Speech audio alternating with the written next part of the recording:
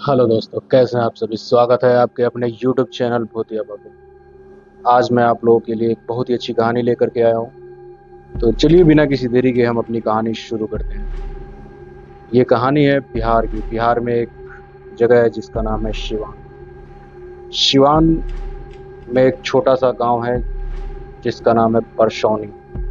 ये कहानी शुरू होती है 1998 परसौनी गांव शांत था। हर शाम लोग चौपाल पर बैठते, बच्चे खेलते और रात होते ही गांव गहरी खामोशी में छा जाता। लेकिन गांव के बाहर एक पुराना बरगद का पेड़ था जिसे लोग छाया वाला पेड़ कहते थे। गांव वालों का मानना था कि उस पेड़ की छाया में जो भी रात में रुकता वह या तो पागल हो जाता या फिर कभी लौट कर नहीं आता। 1998 की गर्मियों में गांव में एक नई लड़की जिसका नाम था रीना पटना से अपने मामा के घर गर्मी की छुट्टियां बिताने के लिए आई। शहर की लड़की गांव के अंधविश्वासों को मजाक समझती थी। उसने सुना कि लोग बरगद के पेड़ से डरते हैं, तो उसने सोचा एक रात वहीं जा कर के वो देखेगी कि आखिर होता क्या है वहां पे। 12 जून की रात रीना चुपचाप अपनी मामी की पुरानी चटाई लेकर पेड़ के नीचे सोने के लिए चली गई। किसी को खबर नहीं थी।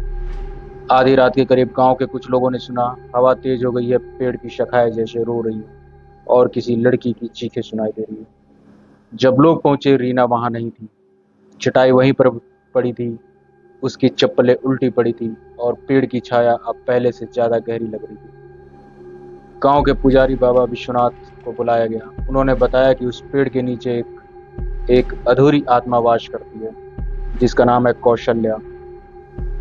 कौशल्या नाम की एक लड़की जो करीब 40 साल पहले अपने प्रेमी के साथ भागना चाहती थी, लेकिन उसके परिवार ने उसे उसी पेड़ से लटकाकर मार दिया। कहा जाता है कि उसकी आत्मा अभी भी वही है।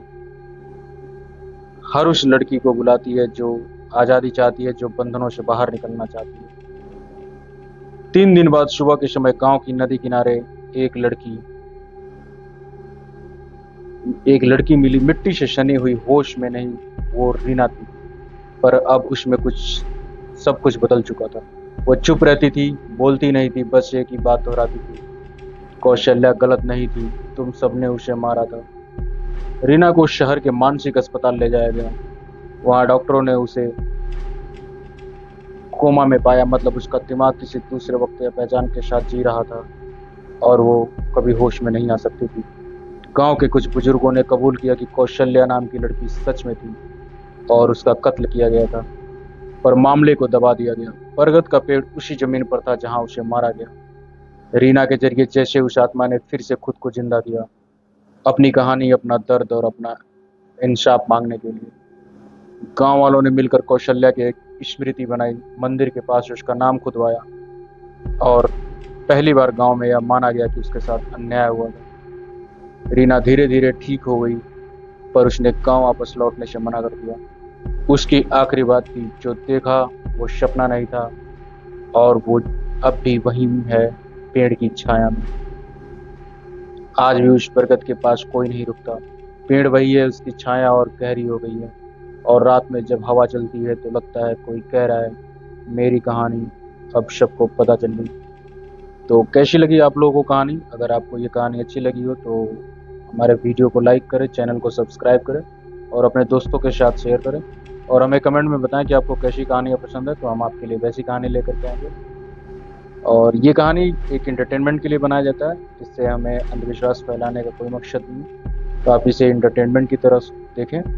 तो चलिए, आज के लिए आप सभी का बहुत बहुत धन्यवाद।